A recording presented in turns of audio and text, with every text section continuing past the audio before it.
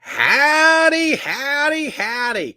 Or in honor of National Talk Like a Pirate Day, ahoy, mateys. Arrrrrrrrhhhhhh. Hope you're doing well. We're going to talk about who's walking the plank on Thursday in Big Brother season 24. Yeah, all right, we're going to stop it right there. That's about the extent of my Talk Like a Pirate. But it is Talk Like a Pirate Day, so throw that in before we get straight to the Big Brother talk.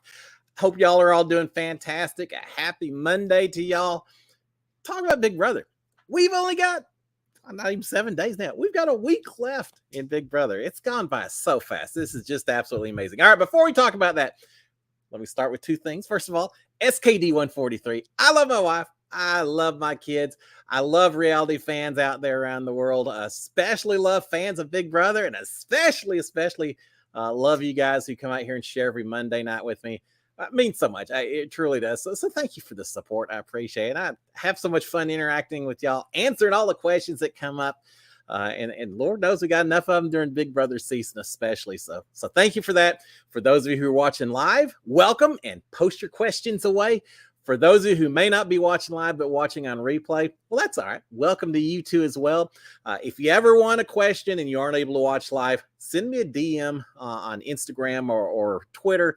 Ask me questions. I'll bring it up the following week. We'll do it like that. And finally, for those of you who aren't subscribed, Big Brother's almost over, but I'm trying to decide what other shows I might cover this fall. So who knows when videos may be popping up. So if you haven't already subscribed, please do so. I appreciate it. And turn on your notifications. And that way, whenever I post some oddball middle of the night recap or something, it'll show up and you'll be able to see it out there as soon as it pops up. So think about it. And you can go out there and you hit a little thumbs up if you want as well. All right. With all that being said, let me check real quick before we start talking about the Big Brother. Just come out here and quick howdy to Marilyn Sutherland, Amanda Lowe, Jake the Horror Movie Geek, Ma is Angry, Brian Hostetler, Vicky Stone, Fred Benson, friends, hey, Anthony Stike, Mark Taylor, Cindy Harry, Cindy Kiki, Toby Joe Baker, Terry Thomas, Michelle Moore, and let's see who else we've got out here. Janet Johnson. Janet, I'm so happy to see you out here.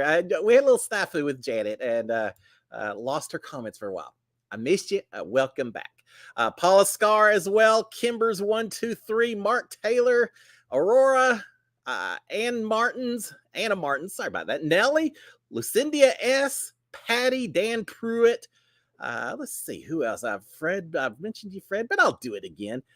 Aaron Castro and Joe Gentry, Karinga A, and Jess Mua. And if I missed any of you, sorry about it. Post a question and we'll catch up in a second. How are y'all doing? God, this has been a long season of Big Brother. Not that I haven't enjoyed every bit. I think this has been a pretty good season. There's been just enough chaos and drama and everything else going on that I've enjoyed this season. But these house guests stay up so late at night. It's done a little bit of a number on me in terms of trying to hold down a regular 9-to-5 job and watching the overnight feeds. And I'm like a bear. I am ready for October to come along. I think I'll just hibernate for a month. I'm about ready for it. So yeah, I've had fun with the season, but I will say, during my season, and I thought tonight, since we've got 1 week left, I'll certainly talk about whatever y'all want to talk about this current season. There's 4 people left in there. It brings back a bunch of memories of my Final Four when I was in there. I wish I'd gotten down to the Final 3, but that's all right. I remember my Final Four as well. It brought up a lot of memories. So anything y'all have questions about how it works in terms of Final Fours and all that, I'll help you out as much as I can at that. But I think about my season. They did not let us, even when there were only 3 or 4 of us, or 4 of us left, they did not let us sleep from that 10 o'clock to 10 o'clock window. They wanted us up doing something. Well, you didn't have to, you could move like a sloth. You could just be laying there looking up at the ceiling, but they wanted your eyes open at some point from throughout the day. They're just not doing it this season. And as a result, everyone stays up so late. Brittany complained about it, and I actually am on board with Brittany on this one. That the rules are rules. Enforce it. If you don't enforce it, it kind of hurts her case. She needs all the help she can get right now. Do any of y'all think that she's going to last past Thursday? Or is it just a done deal that Brittany is probably heading out the door? And I guess I should say this in case we got some new viewers. Yes, there will be spoilers out here. There's not really a lot to spoil. It's all just opinions and predictions at this point. I think we know everything that's gone on, right? I mean, there's just not. This last week gets a little bit slow. So, but yeah, I think she's done. I do. We'll find out. All right, a few questions as we get into it. Mark Taylor, does Turner have a chance to win it all? I think so. You get inside the house and they're all saying, oh, if Turner gets to the end, he's going to win this thing going away. There's no chance he's not going to win it and all that. I'm not that sold on Turner. I think there's some wild cards out there. I'm not sure how Joseph's going to respond to Turner. Is Joseph going to be, because they were part of the pound together, is he going to be mad because of Turner's role in getting him out when they had Dyer Fest? Alyssa, who knows? She was pretty vocal saying, you vote me out. You're not getting my vote. But on the other hand, after she's had time to reflect in the house, she told Julie during her interview that, yeah, give it a little time and maybe I'll soften up a little bit. I think Turner has a chance to win it. I don't know though. I put him up against Monty and I see Monty taking it. I put him up against Taylor. Kind of see Taylor taking it as well. Put him up against Brittany, and I think Turner wins walking away, but I don't think there's any chance for that. So as much as I said perhaps so and all that, I'm not agreeing with the people inside the house that if Turner's up there, he wins no matter what. I think that's just Brittany spinning it a little bit, and Taylor as well. Yeah, I think I'll put it this way. I think Turner has a good chance to get to the final two. I just maybe wouldn't be betting that he's odds-on favorite to win if he makes it to the final two. I think at this point in time, but we'll see. There's so much going on, even with only 4 of them. There's so much going on in the house in terms of Taylor and Monty and some of their real recent issues and all that. You don't know. I don't know. All right, Karanga A say, how do you feel? Hey, Karanga, I haven't recognized your name out there, so welcome aboard. How do you feel about Monty treating Taylor like trash after using her for what he wanted? I got to say, I try to stay positive out here. I understand people are stressed out. There's a lot going on in there that it's not that we don't see it. It's just internal. It's not always vocalized, the way people handle stress and all. And so as Monty was kind of going off on Taylor a little bit, at first I was like, yeah, okay. He's coming down a little too hard. And I absolutely agree with that. But the more he did it, it got me starting to think that it really wasn't what Taylor had done during the day that really had him upset. I'm not sure that Monty was really looking for an explanation or really looking for an apology. I think Monty's looking a little bit more for an excuse for why maybe he's going to cool things down, pull back a little bit from Taylor. So, yeah, the way you phrase it, maybe it's exactly the way I'd phrase it, but doesn't mean I don't agree with you. Yeah, I think I think it was a little. I don't think anything Taylor did justified the way that that Monty came down on her. I really don't. I think he was intentionally trying to. He even said at one point when he was talking to her yesterday, said, if it wasn't for these cameras, if it wasn't for other people being around, I'd be coming down even harsher on you than I am. Well, you didn't really need to do that. So yeah, I think it was an unnecessary level of criticism. But again, I think he was looking for an excuse, and I guess he found it. I don't know. We'll see if he can keep up with it, or if he comes back after a little while and decides that maybe he's not quite ready to call it quits or not. All right, Lucinda S. Lucinda S. I don't recognize your name either. Is welcome aboard. What state are you from? Pleasantville, Ohio. Here. Well, man, if you live somewhere like Pleasantville, you got to be a friendly person. Lucinda, you and I would get along great. I've been to Ohio within just the last month or so. I've been to Ohio, but I don't think I've been to Pleasantville. I am not from Ohio. I'm from Boston, right? No, if this gives you any indication, I'm from the great state of Texas, the Lone Star State. Originally Dallas-Fort Worth area, but now I've been in Houston for the last 25 years or so. So I guess this is home by now. So yeah, a little bit further south than you are, Lucinda, but I need to go up to Ohio a little bit more often and check out. It's a beautiful area. The rivers and everything up there. It's pretty nice. So welcome aboard, Lucinda. All right, what else do we have on here? Terry Thomas. How do they really pack enough for the whole summer? And do they fill meds if you need them? All right, the way it works, if I recall, from a med standpoint, I guess you have to have a prescription ahead of time that they will fill for you. I know they wanted insurance information, prescription cards, things like that. So if you've got some medicine that you need to take, it has to be authorized by whoever their doctors are. But if you've got medicine, what they'll do is whenever you need it, I guess they don't really, they'll call you up to the upstairs diary room. You'll come in there and you'll find a bottle, or if they only want to give you one pill at a time, it'll be sitting, I guess, on the chair when you walk in. And so you get your medicine. It's all supervised by, the medical staff and things like that. So yeah, you can do certain medicines. I'm sure there's some that they say, yeah, that's not going to work well inside the house. But I think there's people who took medicines even during my season. So you can do that. As far as the packing goes, because we've all seen us with those little black bags that say Big Brother and all of that. The way it was explained to us was pack that bag to handle basically a day or two worth of living. So your toiletries, 1 or 2 changes in clothing, things like that. So when you first walk into the house on day number 1, all we've got is that bag. And that truly, you use that for the first day or so. But what they don't show as much, unless you watch the live feeds, and you'll see a little bit more of it, everyone also has a suitcase, and there's maximum dimensions. It's basically about the same dimensions as flying on an airplane. So it's a big suitcase that you can carry. And they let you pack all your extra clothes on that. But you don't carry that into the house with you. You turn it into Big Brother before you go into the house. And one of the first things they do is they open it up. They go through everything, not in front of you. I didn't see it, but they go through everything. And the last thing they want is someone trying to sneak in a burner phone or, I don't know, a little eavesdropping earphones or something like that. So they go through everything, make sure that all the clothes in there don't have big logos that create issues or anything like that. And then you'll magically find your suitcase show up on day number 2 or so. So that's where most of your clothing comes from. At the end of the season, or whenever you think you may get booted, you have to pack your suitcase. And that's what we see on the live feeds a lot. People packing your suitcases. You pack it all up. Once you've packed it up, you leave it in the storage room right before the eviction episode.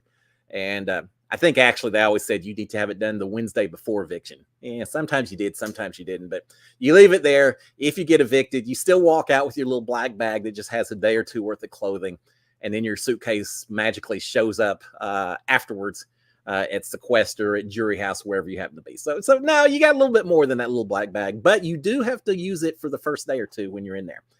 All right. Aurora saying, what are your thoughts? Yeah, what are your thoughts on Sis and Tommy joining the challenge? I'm cheering for them. It's exciting. I had heard little rumors that Sis was going to be on a season or 2 ago, and it didn't happen. I know Christy at one point was potentially going to be on the challenge. Of course, she got married and all, so I think she's moved on a little bit. But I think it's great, and I can see why Sis and Tommy got picked.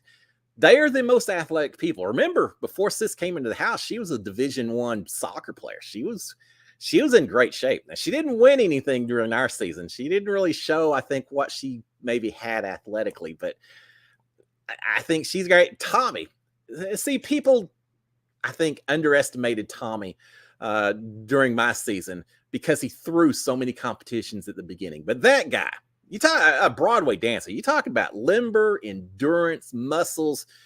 It was something else. So I saw him as one of my biggest threats on any competition while I was playing the game during my season. So no, I see why those two would be perfect fits for the challenge. Now, does that mean I think they're going to do well and they're going to dominate and all that? Nah, I think they're going to get eaten alive, and nothing against them. I think challenges like running long distances, things like that, endurance type stuff, I think they're going to be all right. I just don't see Tommy going up well against Fessy in a hall brawl challenge, or Sis holding up to some of the, she may have a side to her that we didn't see inside the Big Brother house. So maybe I need to hold off on that. But I think that the challenge just has some absolute cutthroat competitions. I don't know how either one of them does with swimming, with actual physical contact with other people. I just don't know if I saw the brutality side of either one of them that makes me think they're going to do great on the challenge. It may be there and they just kept it in check while they're inside the house, which may be a good thing, especially for Sis. Sis wasn't always happy with me. We never really worked together. She was always on the other side of the house. And so, yeah, maybe I'm happy that she wasn't too brutal about it. But yeah, I'm happy to see them. I'm going to be cheering them on every point. I think I may cover the challenge just because they're on there, do recaps on it. But yeah, I think they're going to be a little surprised. We'll see how long they last. David Alexander lasted quite a while on the challenge. It was on CBS not too long ago. So maybe the two of them can do it as well. Here's to hoping. I hope so. We'll see. All right, Dan Pruitt. Do they lock the front door to the house? All right, Dan, I think I saw that question posted earlier, and I think that's a fantastic question. Unfortunately, I don't know. I don't have a clue, and here's why. There wasn't a chance in heck that I was going to try it to see if that door was locked or unlocked because, one, I figure if I put my hand on that door handle, Big Brother's probably going to say, what are you doing, Cliff? Don't go any further. Stop that. That's probably what stop that. But two, I felt like that was jinxing everything in that house. I will say this. I do not recall there being a key or a lock of any sort on the door. Now, some of y'all may not realize, and I think I can say this because you see it every time someone's evicted, there's actually two doors. There's a door. Well, you're out on the stage with Julie. You go in, you open up the first door, you walk about 4 or 5 feet or so, and there's a second door. In between is the area that I guess where all the cameramen are with the cameras when they're filming us behind the mirrors or the windows and all of that. So there's actually two doors. Does the outer door have a lock? I doubt it. I would guess just for safety reasons and all of that, probably not. But I don't think there's a lock on the inner one, but I sure was never going to try it. Now, I will say also, there were some emergency exits throughout the house. There's one in the storage room. There's one up in the have-not room. There's one in the HOH room. That if there was ever an emergency, you could leave. You know, something catches fire. There's someone just goes absolutely, Josh Martinez is running around with pots and pans or, chasing you around, whatever. There's things you can do to leave, but it always involves pushing a big red button that sets off an alarm. And if you walk out of there, you're not coming back in unless someone really is chasing you or whatever. What a great idea for a Halloween horror movie or something. Trapped inside the Big Brother house. You can't get out. Who's the last one to survive for real? But yeah, there's ways to get out. But yeah, I was never going to. I had two things. I'm not a superstitious person for the most part. But there's two things that I didn't want to do. I did not want to test that front door until I had to.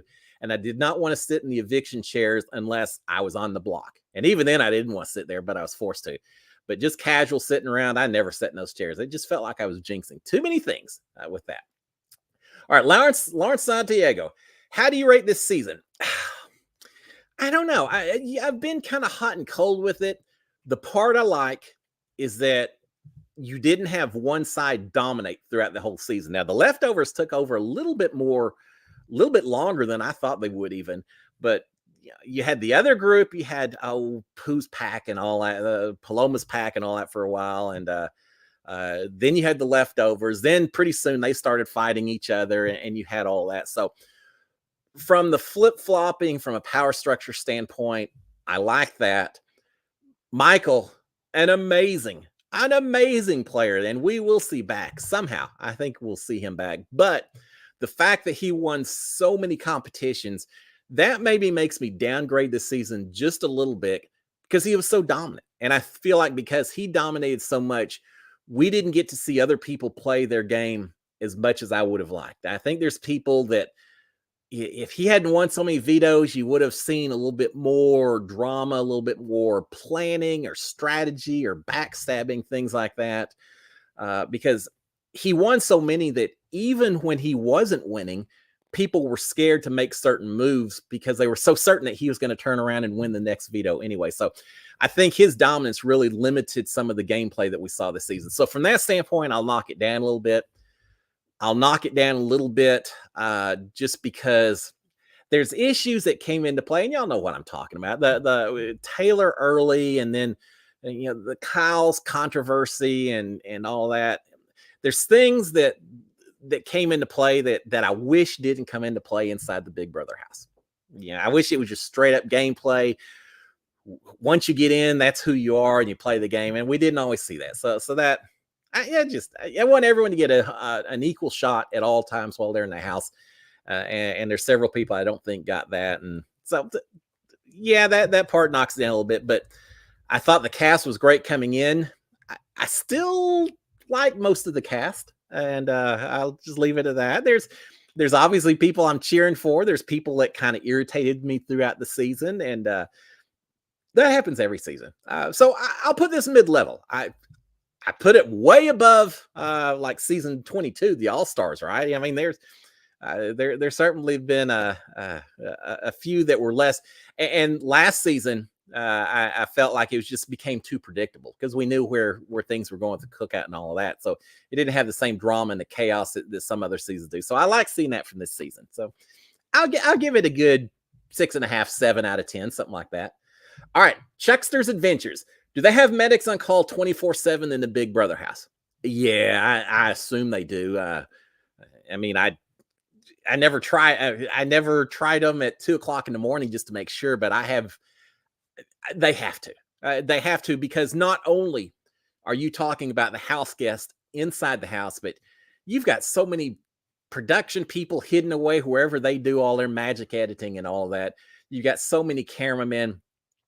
I always have wondered just how many people are involved in a production of Big Brother on a day-to-day basis. Now, here's something that y'all may not know. When we do our eviction speeches, you get up and, please don't send me out of the house. One of the things we are told is if you want to do shout outs to family and things like that, I love you, wife and kids, that's fine. But they said, do not get up there and thank CBS or thank Big Brother or Big Brother production or anything. They said, we don't want you talking about the production side of this show. So please don't do any of that. So they very much wanted to stay in the background. So that's just a little tidbit I thought of. But yeah, I would think there's a medic on duty all the time because there are so many people working on that thing, not just a house guest inside. I had zero doubt that if I tripped at 3:00 in the morning while I'm getting up to go to the bathroom, I bet I could have been in that diary room and had someone there to look at me within 5 minutes. I have no doubt. It's a full-scale, full-blown production. So yeah, I always felt safe in the house. I knew there were people there, not just doctors, but also psychologists. If you had a complete meltdown, whether it's the official psychologist or just people who are used to talking to crazy people in that house who are having I shouldn't say crazy because that sounds horrible, but sometimes people get stressed out in the middle of the night and go into the diary room, spend a lot of time crying and all that. And so I think they had all kinds of health professionals of all different sorts in there to assist with anything that might be required in there.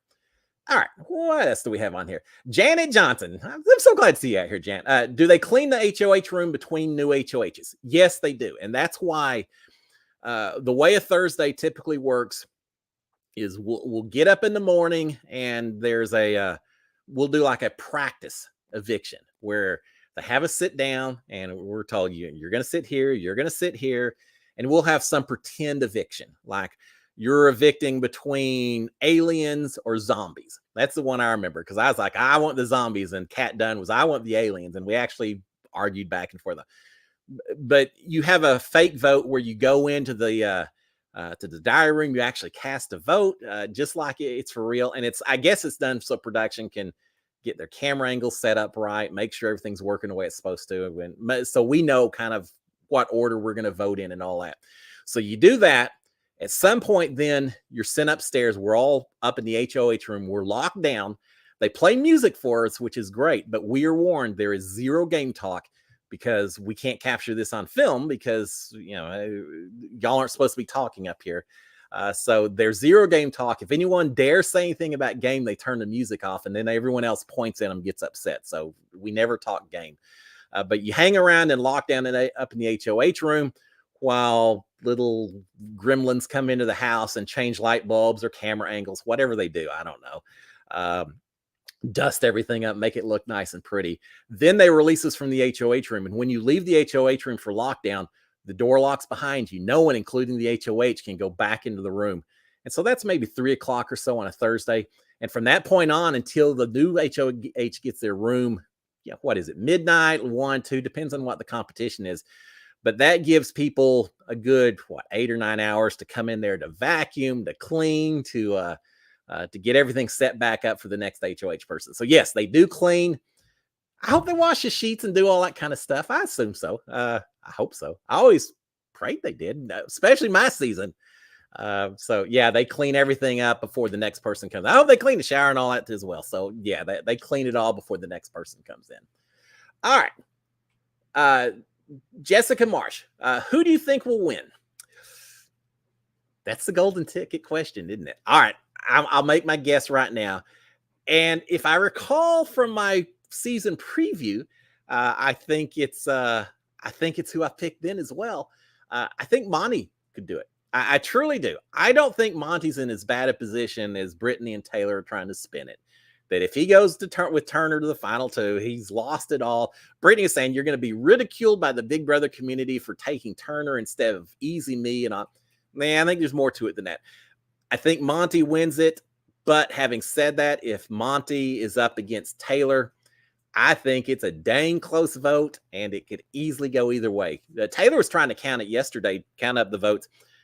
I think she called them M&Ms. They look like jelly beans to me, but she was counting them out, and I think she eventually said, it could come down to Terrence. Which way is Terrence going to vote? Well, Terrence probably will not vote for Taylor. He wasn't always real sold on Taylor. So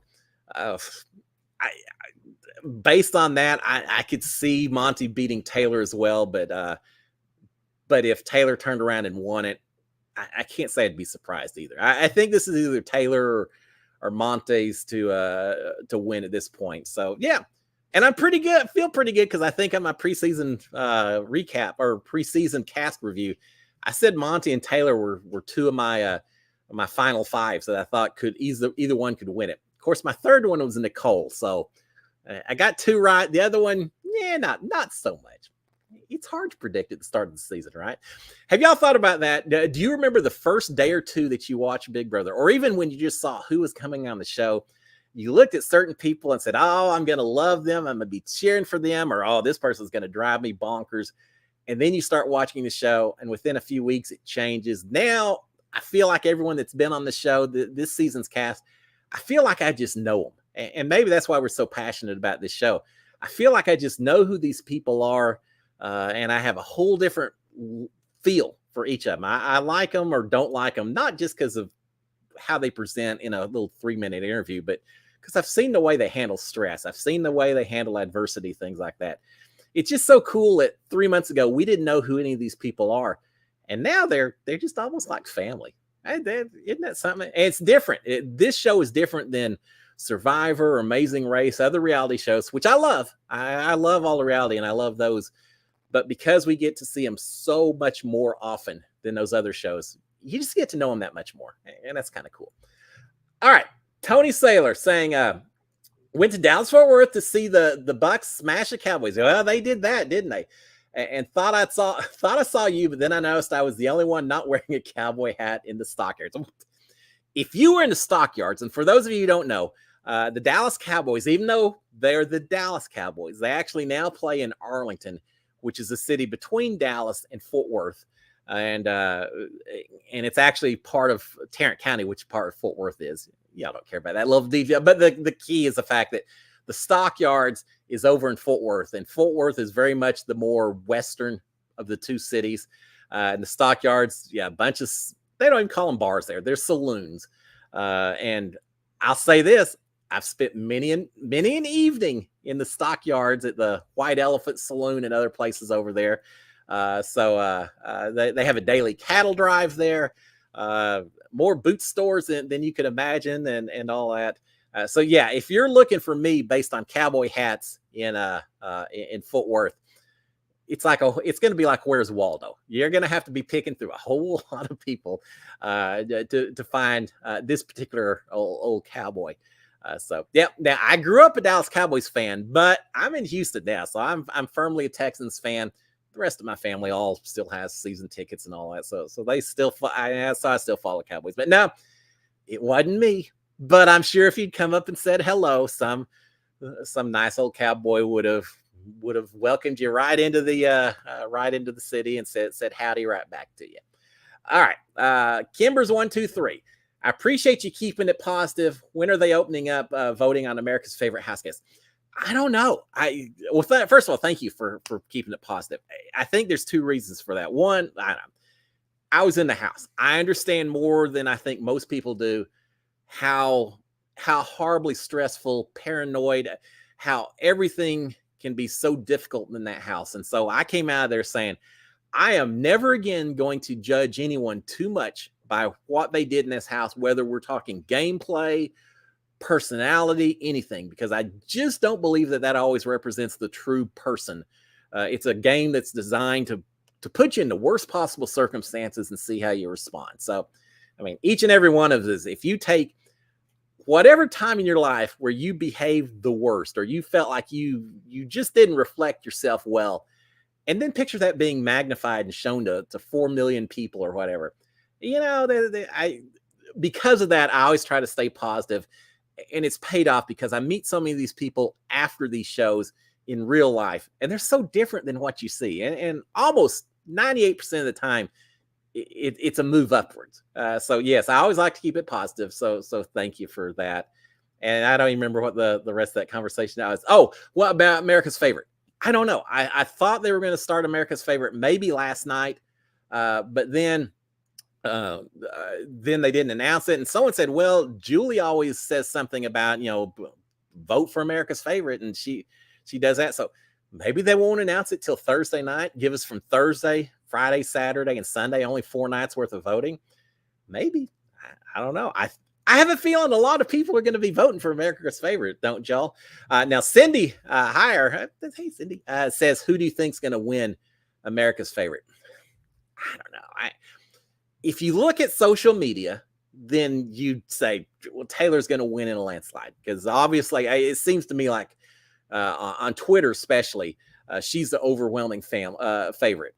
But you have to realize that as vocal as Twitter can be and other social media about Big Brother, there's a lot of people who watch Big Brother who are just, they watch the episodes. They don't watch the live feeds. It's just a fun little 3 nights a week to watch it with the family and all that.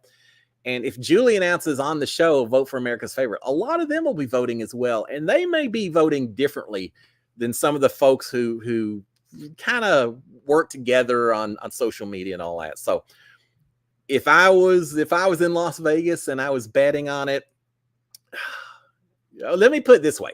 Who are my top 3 America's favorite? Maybe I'll hedge my bets by saying that. I think Taylor's definitely going to be top 3. Could Michael be a top 3? I think some people, just out of respect for his being a super fan, for him winning so many competitions, potentially Michael. Could Turner be a top 3? I mean, there's a lot of people who, especially earlier when he kind of stepped in and called out some of the bullying and things like that, and a lot of people really warmed up to Turner. Now, some people backed off a little since then, but I could see him potentially being a final 3. But Jasmine's going to take it all. We all know she's America's favorite, right? Yeah, I'm just kidding. Although I got to say, as much as I kind of ragged on Jasmine throughout the season, she made this season a lot more fun. Sometimes you need the little jester in the house to just to keep things shaken up a little bit.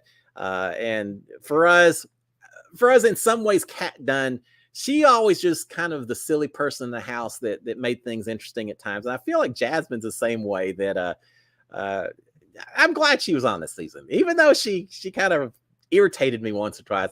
I'm glad she was on. She was fun to watch. So yeah, I don't know. I think Taylor easily could win it, but I'm not going to be completely surprised if 1 or 2 other people do as well. All right, Mike Johnson, are you allowed to take notes for the events challenges during your season?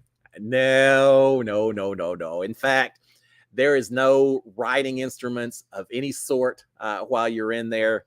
That's why you see people trying to keep track of stuff with pretzels and M&Ms and things like that. Now, they want it to be absolutely full-blown memory when you're in a house, so no note-taking whatsoever. Now, a lot of us had little cheat sheet, not cheat sheets. That suggests the wrong thing.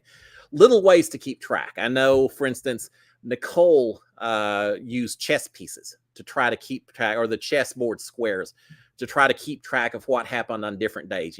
square one, square two, day one, day two, things like that. I had a Bible that my son had given to me, and I used that to kind of fold over certain pages to help me remember what day's competitions were, things like that.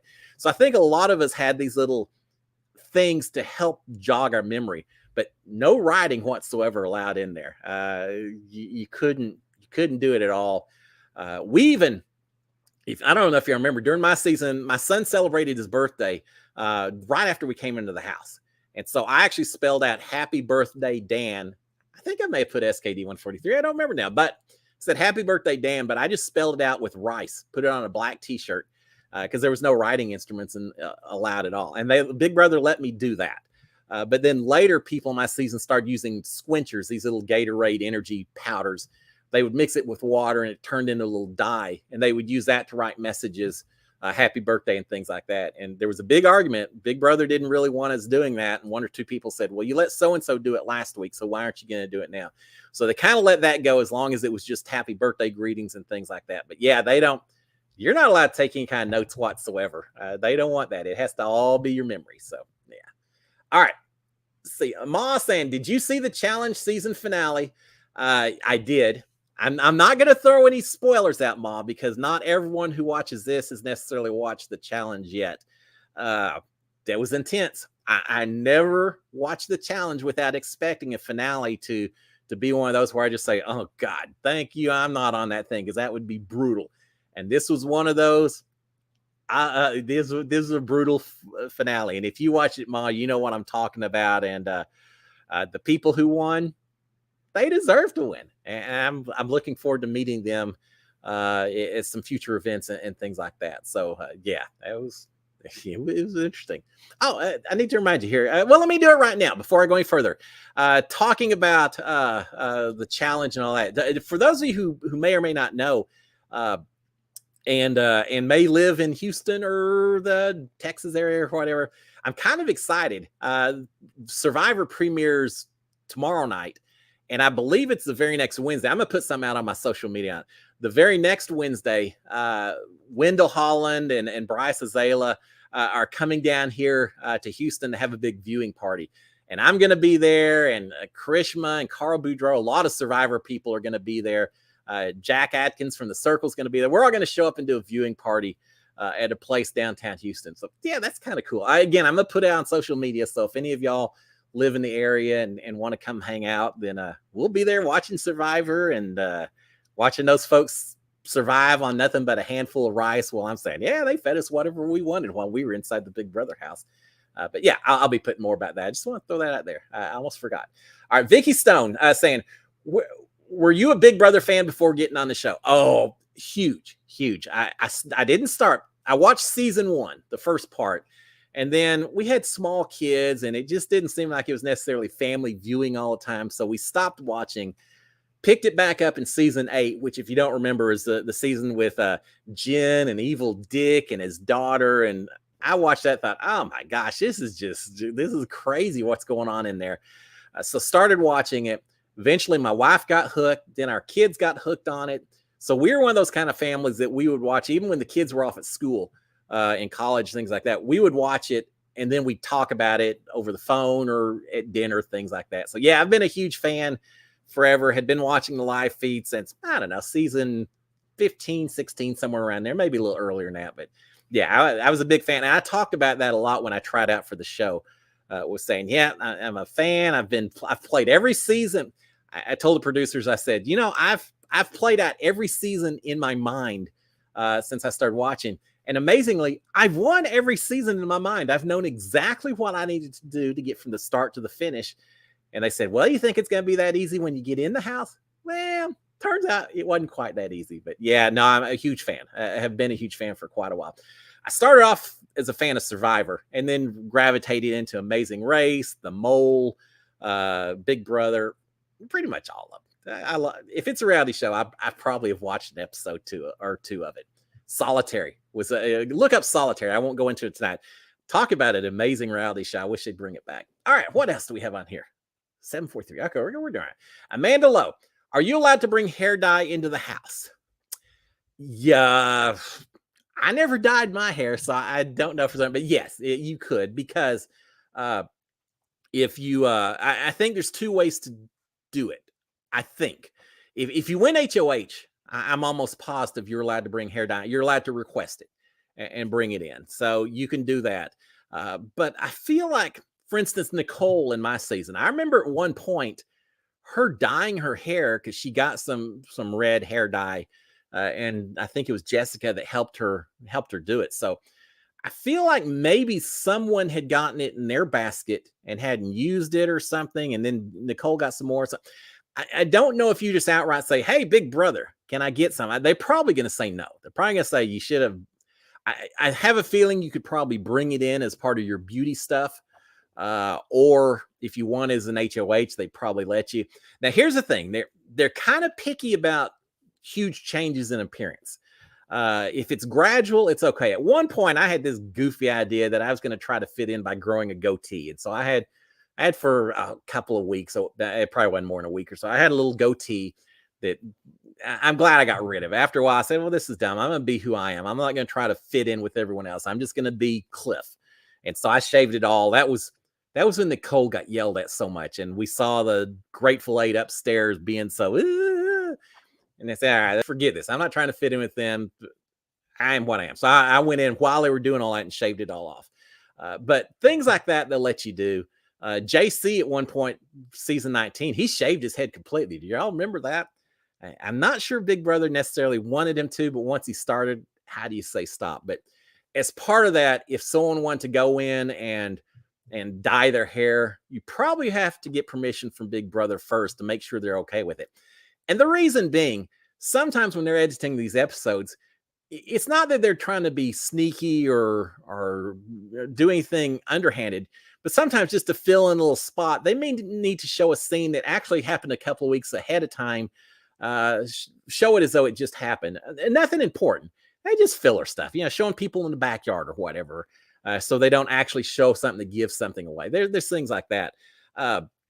But because of that, it messes up with their editing if you suddenly start changing your appearance by a whole lot all at once. So I would think that hair dye may come into that. So they may have something to say about you bringing it in. But at least during my season, I know there's people who used it while I was in the house. So there you go. All right, Kimber123. Your son says that they don't have cameramen, only people manning the cameras. Do you know? No, they've got both. They definitely have. You see on the TV show, you see the cameras that are automatic that just follow people along. And I guess there's some guy with a joystick back there. I don't know if that's a job I would want or not. How boring could it be at times? But on the other hand, sit there all day just with a little joystick and following people around. It'd be interesting. But no, you've got those kind of cameras. But then along all the walls are the mirrors. I mean, they're windows. They're one-way mirrors. So all we see when we look at them is ourselves. It's amazing. When I was in a house, I just stopped looking at the walls. I don't ever really remember seeing myself in the mirrors. And I think it's just because my brain's like, yeah, you've seen that before. But on the other side, there are most definitely cameramen. There's a whole, now I didn't get to see it. They were very careful not to let us see behind those walls, but I've seen videos and stuff. There's like a little track for the cameras to ride along the rail so they can quickly scoot from one spot to another. And sometimes when we were in there, when the cameramen weren't careful, we could hear them. Just a little whisper. So every once in a while, a cell phone would go off and things like that. Once or twice, someone would sneeze. You'd hear someone cough. And our joke was always, wow, the rats are kind of loud this evening or something. Oh, listen to the bugs over there. So, yeah, occasionally we would hear them. And every once in a while, if someone got a little too close to the window, you could actually almost see the outline of a face or something. Not very often, but yeah, then there's definitely cameramen and the automatic cameras, both that 24 hours a day follow you around. And it's a creepy feeling. You get used to it after a while, but I still remember I'd get up at 4:00 in the morning to go into the other side of the house to go to the bathroom. As I'm walking through this darkened house, as I pass by each camera, I hear is because you can't hear them. They make a noise when they turn. And you'd hear that camera following you along as you walk from one room to the other. You're like, yeah, I guess there's nothing going on if you're trying to follow me right now. Maintenance chick saying, people, are the camera people walking around the house? No. We never saw anyone inside the house. And I've had people ask that before. Yeah, no, there's no one inside whatsoever. The only time that we saw other people was when we go in the backyard for the competitions. Because y'all know the balcony now this season where they sit upstairs and they play foosball and they can look down and all that. During our season, there wasn't a way to get up there, but there is a walkway that goes all the way around the backyard up on kind of the second level, second floor. And when we would go out to do a competition, you would look up and you'd see, I don't know, a dozen, 2 dozen people standing around up there. You'd have the people that are handling the rules, the people that are controlling all the cameras. You know, there's handheld cameras. There's those, what do they call them? Jib cameras or whatever that float on the sticks and all of that. And you'd have all kinds of people all up around. I'm sure there were medics and all kinds of stuff. So you would see all kinds of people up on that second level, but they were forbidden to talk to us. We were forbidden to talk to them. The only communication was, you know, someone would say, all right, house guests, here's the rules before we actually start the comp. And someone would read it out to us. If we had any questions, and we could ask that person. But those are the only people we saw inside the house. Yeah. Even when they came in to change light bulbs and get set up for the live shows and all that, that's when they'd make us go up in the HOH room so that we did not see anyone whatsoever, ever, ever, ever. Yeah, that's kind of like one of their golden rules. You don't see other people inside this house. And we never did. 92 days I was in there, and I never saw anyone in that house that wasn't supposed to be there. Michelle Fackelman saying, if someone has a special diet, would Big Brother provide it? Yes, absolutely. I mean, within reason. I don't know. If someone came in and so I don't know, if someone came in and said I can only live on watermelons based on my season, they'd probably give you all the watermelons. No, absolutely. They had, just as a little FYI, when we had slop, we didn't just have slop. We also had vegan slop. We had gluten-free slop. I feel like there were a couple of different slop recipes that you could go with. I remember Fessy from his season. Well, he's Muslim, and so he couldn't eat pork. So one of his punishments, they had vegetarian pork that he had to eat. That sounds horrific. I don't know why you picked that punishment, but yeah, they're very careful with that. Kat didn't like gluten, so I know there was always gluten-free bread in the back refrigerator for her to eat instead of the regular stuff. And then you've got people with allergies. I know Tommy Bracco during my season had extreme peanut allergies, so you know we always made sure we kept an extra jar of jelly for him. So they take into consideration things like that. Brittany from last season, well, I don't know, was she lactose intolerant? I don't remember what her dietary restrictions are, but she was very limited in some of the things she could eat. And they took care of it. They want the drama. And the drama hopefully doesn't involve you in the bathroom because you're being sick because you've had to eat food, unless it's slop, and then they seem like they're just fine with it. But other than that, they don't want you feeling horrible in there because you don't have the food that you need to keep going. So yeah, they watch out for us. And I always felt pretty good about that. Vicky Stone saying the first show of the season, it shows a house guest finding their Big Brother keys in shoes or out of their ear. How long before filming finding that do you know you're on? That's it. That's when you find out. And here's the thing, Vicky, I know people have always said, oh, you got to know that you're going to be on. Well, yeah, kind of, sort of, maybe. I mean, it doesn't take a rocket scientist when someone calls and says, hey, Cliff, we're coming out to film. You may want to have your bags packed just in case. But there's always all this talk about, we don't know yet. You're in the finals, and there is a possibility you're going to be on there, but we don't know for certain. There's going to be a lot of decisions made between now and when we show up at your house and all that. But just in case, make sure you're packed. And they always also did a lot of talk about, you know, please understand that not everyone who goes out to LA gets on the show. There are alternates. I don't know how many alternates there are. I've never learned that information, but they talk enough about alternates that when they came out, I said, all right, well, they're not coming all the way out here to film me unless they're pretty certain that I'm going back with them to LA. So I suspected that I was going back at that point in time and was packed accordingly. But I didn't know if I was going to be on the show or I was just going to be an alternate who's sitting in sequester spot for a week or so and then found out that I'm heading right back home. And I just didn't know. And as far as finding the keys and all that, complete surprise. I had no clue. They started filming, and I guess I was thinking that if there was going to be a key hidden, it would be later on when they were filming. It was at the very start when I was just fishing with my family, and I just happened to look down and there's the key. Absolutely surprised. I had no clue. And when I pulled up the key, they then said, "All right, Cliff, you are actually going on the show. You're not an alternate now. You're going on the show, Big Brother." And then it's like, "All right, well, that's pretty cool." And that's when I knew. So this, if you watch my season, when I find that kid, that is 100% real. Yeah, I knew I was going to probably be out there as an alternate or something, but I didn't know I was going to be on the show until I found the key. And they did a good job. They've done it a time or two. They know how to catch you off guard a little bit. So yeah, it was. I'm so glad my family was there with me to see me discover my key, because it was exciting for all of us. All right, Nicole Kyle, why don't they know when finale is? I thought that was kind of funny. They are so confused now.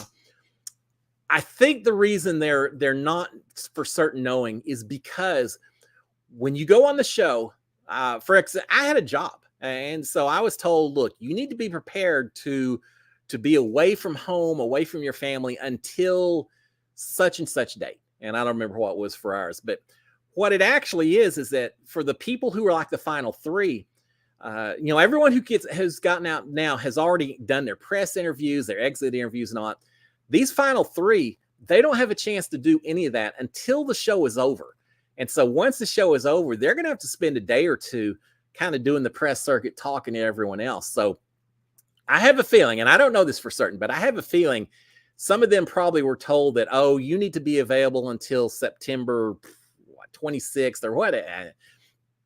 And they have taken that to maybe mean that's when the show's going to be over, and not realizing that they've built in a few days at the tail end to handle press interviews and things like that. So, and Big Brother always wants to have a few extra days, I think, just in case. Yeah.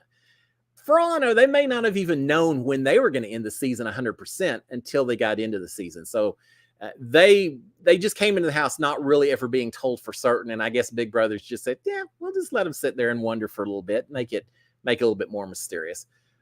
They never told us your season ends on such and such date. We figured it out on ours because I think our finale was on a Wednesday night, and that seemed to make sense. But yeah, they just don't tell you. They like you being in the dark about a lot of stuff.